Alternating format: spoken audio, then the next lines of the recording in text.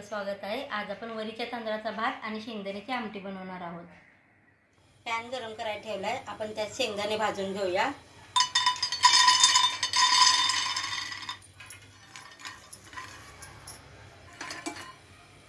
आता शेंगदाणे चांगले भाजून झालेत, आता काढून घेऊया। शेंगदाणे भाजून झालेत, थंड करून घेऊया। परत आपण वरीचे तांदूळ भाजून घेऊया।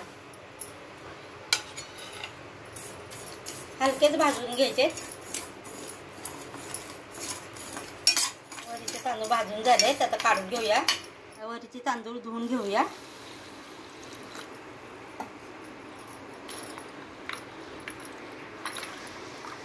इथे मी 1 चमचा तेल घेते। आपण त्यामध्ये पाणी आता पाण्याला चांगली उकळी येऊन द्यायची।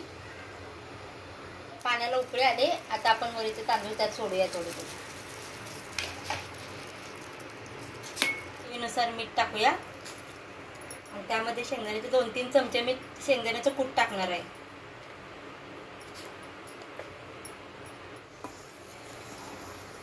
आता मीडियम गॅसवर आपण शिजवून घेऊया बा। आता आपण शेंगदाणे वाटायला घेऊया। 2-3 मिरच्या टाकणार आहे। तुम्हाला जेवढं तिखट हवं असेल तसं घेऊ शकता। सणून बारीक करून घेऊया। आता यातलं अर्धा आपण काढून घेऊया। आता राहिलेल्या शेंगदाण्यामध्ये आपण पाणी ओतूया थोडं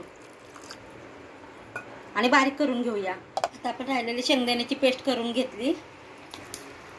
आता आपला भात पण शिजत आलाय। बारीक करून झाकण ठेवूया। 2 मिनिटं झाले। आपला भात बनवून झालाय, तयार झाला। इथे मी 2 चमचे तेल घेते।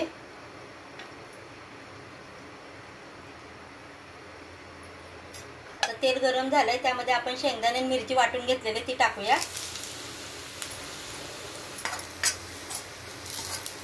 आता तेलात त्याला परतून घ्यायचंय।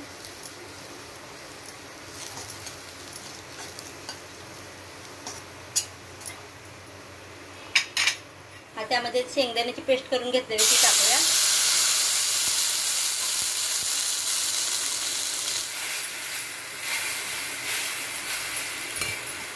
आता त्यामध्ये आपण पाणी ओतूया। तुम्हाला जेवढी घट्ट किंवा पातळ हवे असेल तसं तुम्ही पाणी टाकू शकता, पातळ हवे असेल तर। आता आपण त्यामध्ये चवीनुसार मीठ टाकूया। आता एक उकळी येऊन द्यायची। शेंगदाण्याच्या आमटीला उकळे आले, तर शेंगदाण्याची आमटी आपली तयार आहे। वरीच्या तांदळाचा भात आणि शेंगदाण्याची आमटी बनवून तयार आहे।